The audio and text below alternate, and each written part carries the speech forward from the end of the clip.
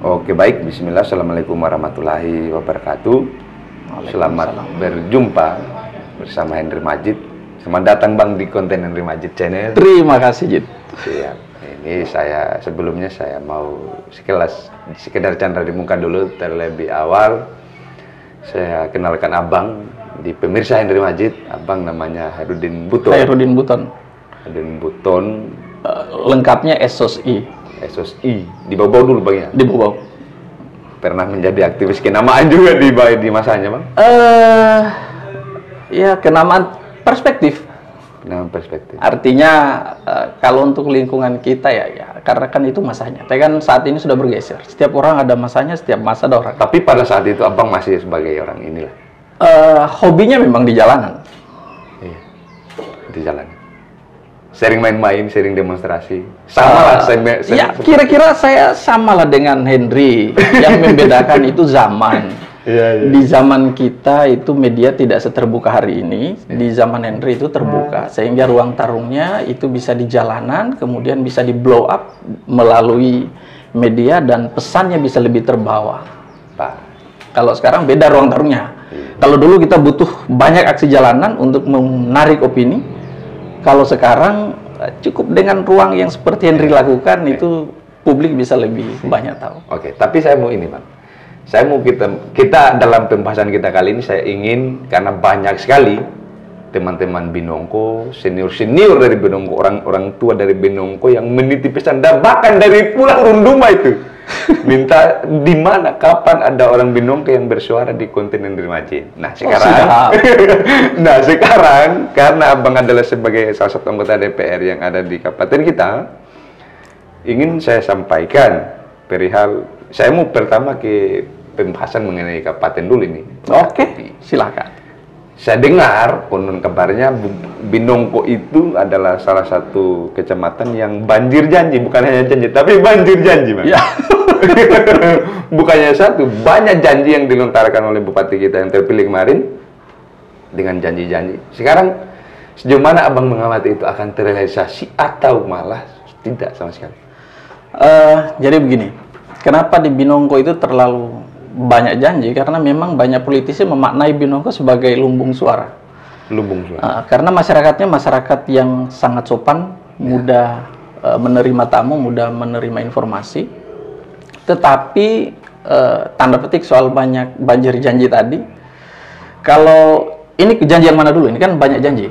Ada janji kepala daerah, ada janji. Iya, ada janji. Dalam kabupaten tadi apa ini janji? Kita misalkan bicara mengenai dalam satu periode pertama bupati, dalam 1 tahun pertama bupati ini misalkan akan menggenjot menyelesaikan jalan lingkar. Oh, janji bupati terpilih saat ini ya. Ya, bupati terpilih itu janjinya di Binongko sebenarnya yang kecil-kecil itu pada ruang-ruang tertentu. Tapi ada beberapa janjinya yang saya anggap sangat mercusuar sebenarnya. Ya.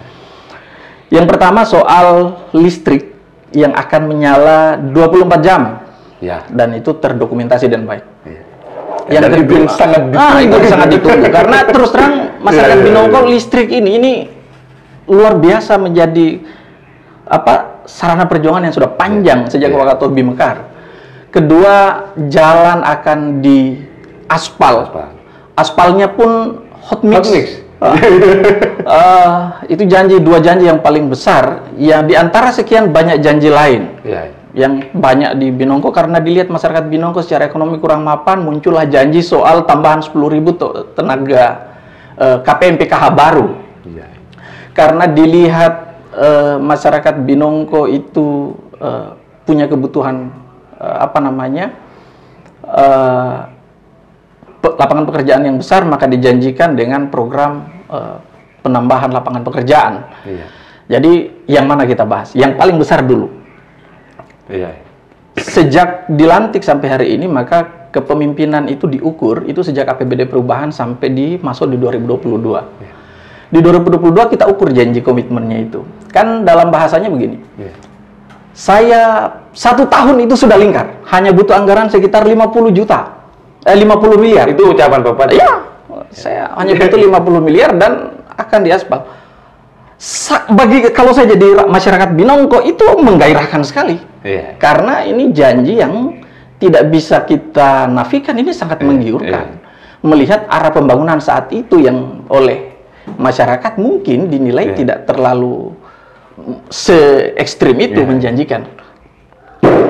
Tetapi realitanya kita tidak bisa keluar bahwa Binongko adalah bagian dari Wakatobi.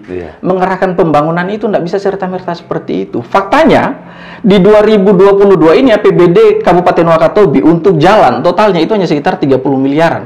Binongko dapat berapa? Binongko dapat 15 miliar sekitar. 9 miliar sekian itu dari Oihu ke Wali, dan sisanya itu dari ujung Rukua sampai ke Jaya Makmur. Ini berdasarkan hasil rapat kerja di DPRD. Ini jauh dari 50 miliar. Satu itu. Kedua, ini juga jauh dari akan hot mix. Gitu. Karena menghot mix jalan itu kita juga ingin. Saya kalau ada ruang untuk bilang bagaimana Binongko bisa hot mix, mati-matian kita kejar itu. Tetapi kita juga harus rasional dengan anggaran kita. APBD Kabupaten Wakatobi di tahun 2022 itu pengurangannya cukup tinggi. DAU kita berkurang sampai 86 miliar. Sehingga bagaimana mengalokasikan anggaran Binongko dalam satu tahun? Nah, berarti sampai sekarang di pagu anggaran di kabupaten kita tidak ada alokasi untuk... Tidak ada alokasi 50 miliar itu. Padahal janji Bupati kan satu tahun. Ya. Makanya janji itu kemudian akan berbenturan dengan realitas. Janji itu dilihat, kan gini, biasanya kepala daerah itu membangun janji dengan mindset yang normatif saja. Kemudian akan berbenturan dengan realitas pemerintahan yang berjalan. Kita masih harus menangani COVID-19, masih harus pemulihan ekonomi. Kemudian tiba-tiba janji seperti itu kan mudah diingat. Kenapa? Karena janji itu dilakukan ketika masyarakat sedang panas-panasnya bercoba keluar dari COVID-19. Pembangunan kita sangat minim saat itu. Kita pemotongan anggaran di 2021 cukup tinggi karena COVID. Tiba-tiba dijanjikan akan diaspal sekaligus, wah itu hebat. Padahal menurut saya pengaspalan sebelumnya yang dilakukan itu sudah cukup banyak anggarannya, yang kalau kita tindak lanjuti saja dengan rasionalisasi yang benar akan tetap lingkar juga. Jangan sebut angka. Kita tuntaskan pembangunan pengaspalan di Pulau Binongko itu lebih benar daripada kita menyebut pagu.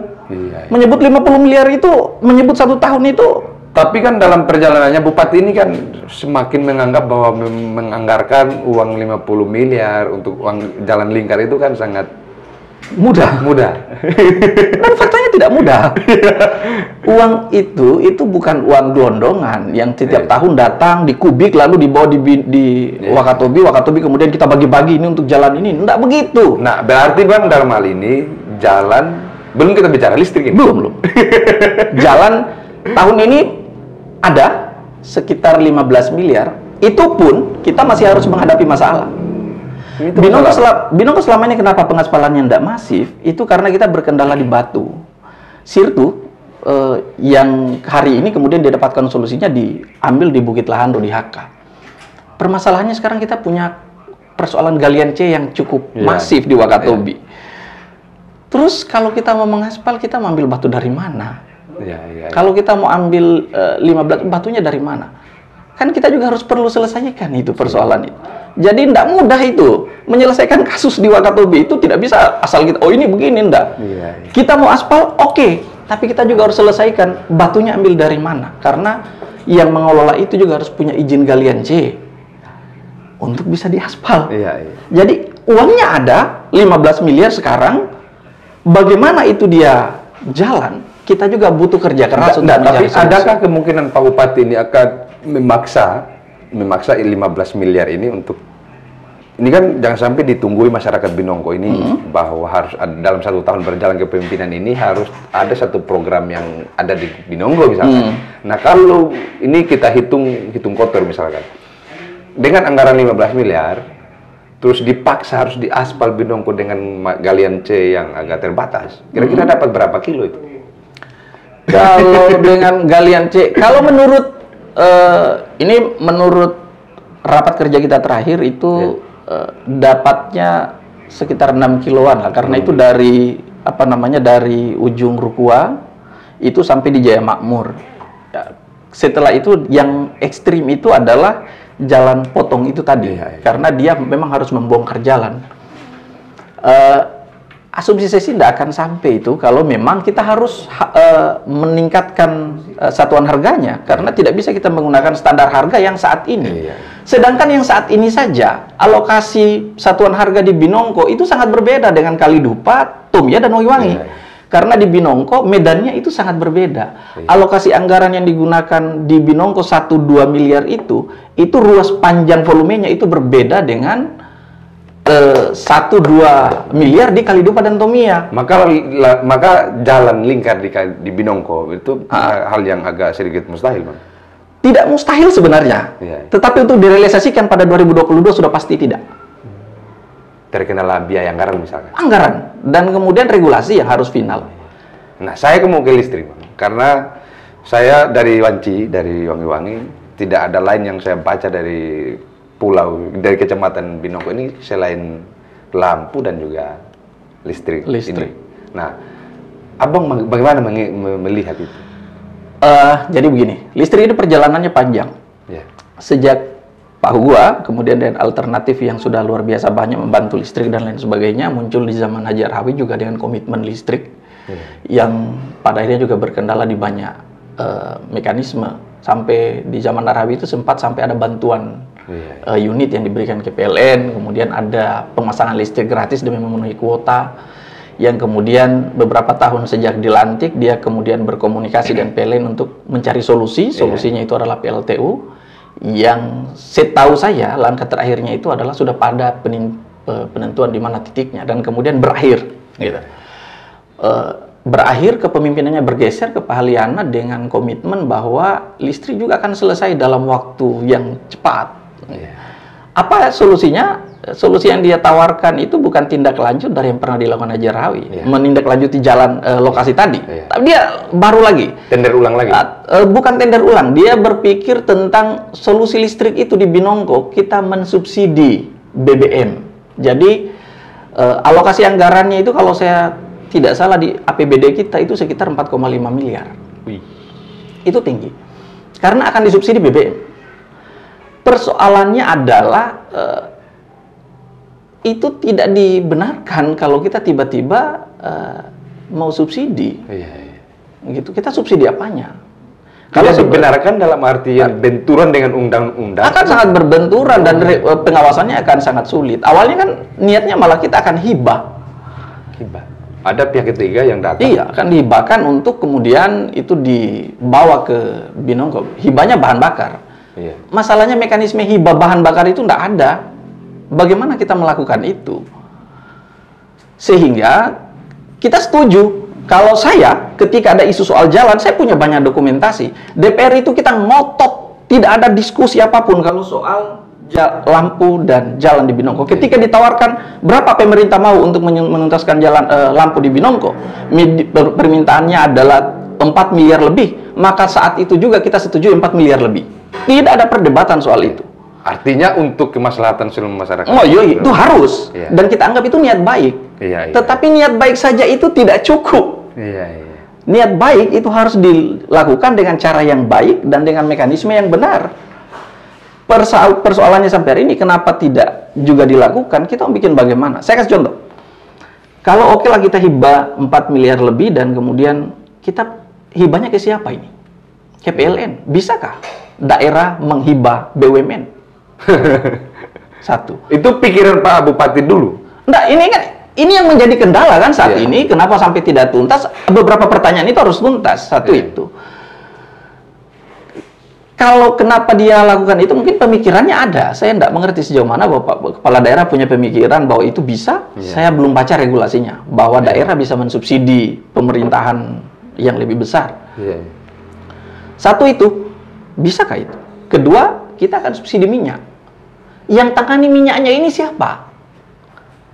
Apakah yang tangani minyaknya ini langsung PLN? Adakah mekanismenya? Apa tangani minyaknya langsung kita kasih dari Pertamina langsung PLN? Kan tidak mungkin. Harus ada pihak ketiga. Pihak ketiganya siapa? Proses pihak ketiganya untuk sampai dia memenangkan tender, kalau di tender atau dia mendapatkan hibah itu, bagaimana modelnya? Karena ini rawan sekali dengan KKN. Rawan nepotisme. Terakhir ada temuan di situ habis. Oh iya, kalau saya berteman dengan Bapak umpama, saya berteman Bapak bisa punya izin minyak, saya berteman dan saya bilang ya sudahlah kalau begitu nanti kau yang menangkan. Kan boleh saja dong. Nah, ini mekanisme kontrolnya bagaimana hibahnya gitu. Setelah dia hibah lagi, masalah lain muncul lagi. Bagaimana dengan evaluasinya? Taruhlah kita kasih 4 miliar lebih itu, atau taruhlah 2 miliar lebih karena dengan kali dupa kan ya.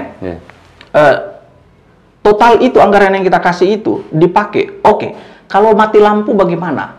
Kan hitungannya 12 jam kali 30 hari kali 365 hari. Nah, kalau mati lampu, siapa yang mau dibebani misalkan? Uangnya dikembalikan ke siapa? Taruhlah begini. Kalau saya ingin mati lampu dalam 1 jam mati lampu, berapa liter dia habiskan bahan bakar? Kan saya untung bahan bakar dong kalau sering mati lampu. Dan di Binongko hari ini, itu mati lampunya masif. Sampai hari ini. Sampai hari ini? Sampai hari ini. Lalu yang menopang sumber lampu listrik di sana juga bagaimana? Itu dia persoalannya, karena kita tidak fokus. Kita tidak pernah benar-benar fokus. Yang kita inginkan adalah opini publik dan dukungan. Kita tidak pernah berfokus kepada persoalan yang sebenarnya. Kita hanya mencoba meyakinkan mereka bahwa kami adalah yang terbaik menyelesaikan itu, tetapi tidak memberikan rambu-rambu yang pasti. Nah, kemudian ini kan masyarakat Binongko selalu jadi komoditi politik yang apa ya? Saya mau bilang karena mereka sangat baik dan mereka lurus.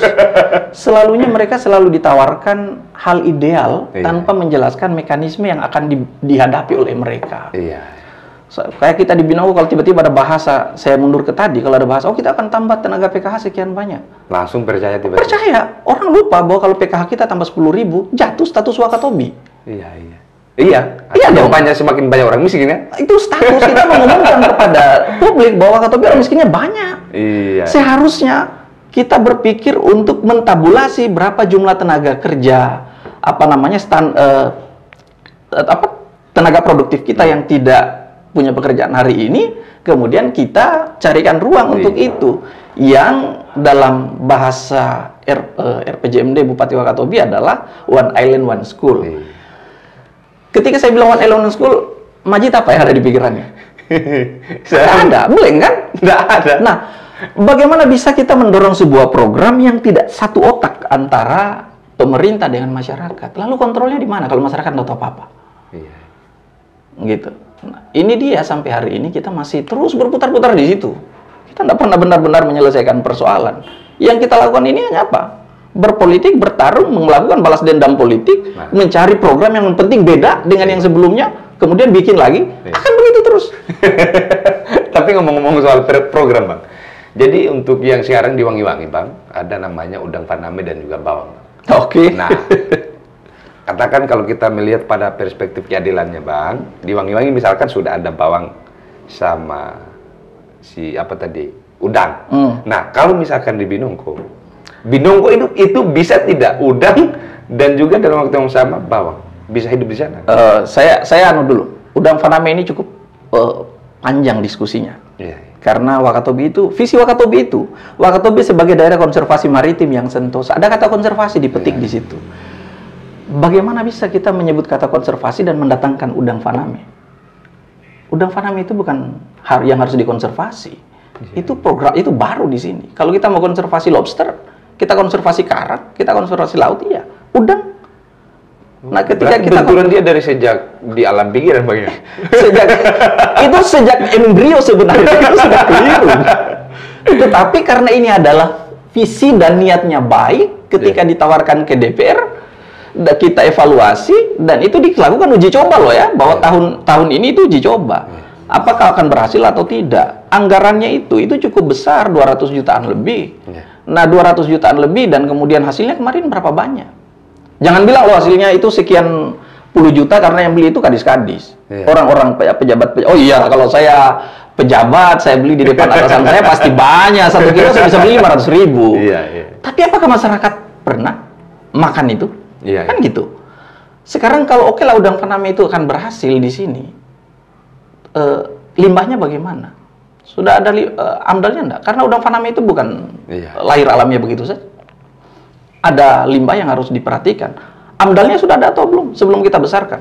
Sebelum kita bawa ke Kalidupa, bawa Tomia, bawa ke Binongko. mau bawa ke Binongko. Kalau apa namanya kita mau bawa itu, bawa ke siapa? Apakah jadi itu milik daerah? Iya. Kalau kita mau bawa ke Kalidupa umpama, oke. Apakah daerah akan mengalokasikan lagi? Artinya dalam tanda petik 1 tahun kita akan mengalokasikan 1 miliar untuk membuat perusahaan udang faname. Boleh. Tapi pertanyaannya adalah di 1 miliar itu berapa income-nya kita akan dapat setiap tahun? Jangan sampai kita malah karena setiap tahun itu pasti. Oh, kalau begitu kita pihak ketiga kan kita punya sampel umpama dan pihak ketiga yang akan mengelola itu. Siapa pemodal yang punya 200 jutaan lebih untuk membuat usaha seperti itu? Marketnya di mana kalau di sini? Kalau ada kemarin isu bilang udang faname Wakatobi sudah diekspor, dibawa sampai ke luar negeri. Ayolah yang masuk akal sedikit. Biaya ekspor itu tinggi, bos. Kita mau kirim berapa banyak? Kalau hanya 1-2 box mau dikirim ke negara mana itu 1-2 box? Kalau bawang, saya justru bilang kalau bawang di Binongko ada kok beberapa pengusaha bawang lebih sukses panennya. Tanamnya sama-sama kemarin dengan peresmian di sini, tapi dia hasilnya jauh lebih banyak. Di Binongko? Oh, di Binongko. Kalau ke Binongko coba cari. Di Binongko itu ada pengusaha yang betul-betul petani yang fokus ke situ, namanya Sahimu. Saya kasih contoh saja. Lah Sahimu itu tidak pakai program, tidak pakai peresmian, tidak pakai dilihat kamera dan tidak pakai apa-apa. Tidak pakai angkat bawang. Tidak pakai angkat bawang dan enggak. Dia bawa bawangnya subuh-subuh, dia tanam dan dia pelihara. Hasilnya banyak. Iya. Ada tapi struktur tanah di sana. Tapi struktur tanah di gunung itu hanya beberapa saja. Nggak bisa dijadikan program mercusuar yang tiba-tiba Wakatobi dibawangkan. Kita nggak boleh mengajarkan ikan untuk memanjat. Iya. Kok Wakatobi daerah apa? Itu yang harus kita lihat. Iya. Sejak dulu Wakatobi ini dia pariwisata, kemudian maritim. Fokus ke situ dulu lah. Maritimnya yang mana? Yang sudah dikasih Tuhan. Apakah yang sudah dikasih? Nah, yang dikasih Tuhan untuk Wakatobi sudah kita eksploitasi, kita sudah kembangkan dengan baik atau belum? Oh, kita sudah mau berpikir ke yang jauh dulu. Kasihan petani-petani, yang sudah ada yang hari ini belum terfasilitasi dengan bagus. Kasihan nelayan yang berusaha lobster selama ini. Kok tiba-tiba kita sudah mau kesampingkan mereka? Kasihan itu. Tapi ya itulah bupati kita ini kan. Bupati. Dia punya banyak sekali niat baik, dia banyak sekali visi yang positif, tetapi sekali lagi kita tidak bisa menjalankan sebuah niat baik itu dengan memaknai sebuah daerah seperti ruang hampa. Niat baik itu pemikiran yang harus turun pada ruang-ruang yang sudah diatur rambu lalu lintasnya. Kalau masih kandidat itu boleh-boleh saja. Tapi ketika dia sudah jadi bupati, maka dia harus mengikuti semua mekanisme yang sudah diatur. Nggak boleh dia menyamakan dia masih menjadi bupati dan ketika kalau dia jadi calon wakil dan sudah bupati dia samakan, yang terjadi adalah dia akan mengeksekusi sesuatu berdasarkan keinginan tim-timnya. Dan itu yang terjadi sekarang. Itu Majid yang bilang. Itu Majid yang bilang. Tapi efek kalau kita menjalankan pemerintahan dengan tidak sadar bahwa kita di mana saat ini, apalagi ditambah dengan ketakutan, maka yang terjadi adalah kita akan mengeksekusi sebuah informasi secara sepihak dan itu tidak akan benar. Seseorang ketika dilantik, maka dia sudah menggunakan uang rakyat mulai dari ujung kaki sampai segala fasilitas yang dimiliki. Uang rakyat itu tidak dipilih-pilih yang dukung dia atau tidak. Yang suka dia atau tidak. Siapapun wajib dilayani dengan benar. Kalau kita sudah berpikir sebagai kepala daerah, tapi kalau kita sudah jadi kepala daerah masih berpikir sebagai kandidat, calon, atau saya baru terpilih, kemudian sudah berpikir jangan sampai saya tidak akan maju lagi, sudah pasang kuda-kuda duluan, tidak akan selesai di pemerintahan. Selalunya begitu. Selalu ada intrik di balik semua. Selalu ada intrik. Bahwa kepemimpinan itu tidak ada yang benar-benar ideal, saya akui benar. Tidak ada orang yang kayak malaikat atau kayak Superman setelah dia memimpin dan menyelesaikan persoalan yang langsung tuntas. Itu ada di film-film. Tapi kalau di dunia nyata itu tidak ada. Siapapun bupatinya pasti punya kelemahan. Oleh sebab itu, originalitas penting ditampilkan ke masyarakat. Bahwa saya akan melakukan ini, dan bagaimana saya melakukan ini yang saya harus lakukan. Senior saya pernah bilang begini, pemimpin itu harus punya visi. Tetapi visi saja tidak cukup. Dia harus punya misi. untuk mewujudkan visinya. Iya. Tapi misi saja tidak cukup. Dia juga harus punya langkah untuk mencapai visi. Langkah untuk mencapai visi juga tidak cukup. Dia harus mampu memiliki ilmu untuk memastikan Iya. bahwa langkahnya tepat untuk mencapai misinya, sehingga misinya benar-benar dapat mencapai visinya. Iya. Harus seperti itu. Artinya semua ada tahapannya, Pak. Tahapannya harus jalan. Kita tidak boleh bicara di ujung, gitu. Kita tidak boleh bicara tiba-tiba, wah saya sudah di ujung, jalan akan langsung tiba-tiba lingkar. Tidak begitu. Kita harus menceritakan bahwa posisi aktivitas kita begini. Paling terakhir, Bang, ini persoalan, kan saya melihat banyak senior-senior, banyak pentolan-pentolan Binongko ini yang malah eksisnya di luar. Mereka mengambil peran di luar, di luar Wakatobi. Ya. Ketimbang mereka memutuskan untuk masuk di Kabupaten Wakatobi membangun, paling tidak membangun Binongko. Ya. Nah, sekarang Bupati ini, dia bisa nggak untuk melirik, misalkan, atau adakah dalam hal ini Bupati ini berpotensi untuk melirik ini? Saya berdoa sih harusnya ada. Orang Binongko itu, ini sudah Binongko itu bergeser. Dari dulu dikenal sebagai orang yang hanya fokus ke bidang keagamaan. Pokoknya Binongko pasti kiai gitu. Binongko pasti budaya gitu.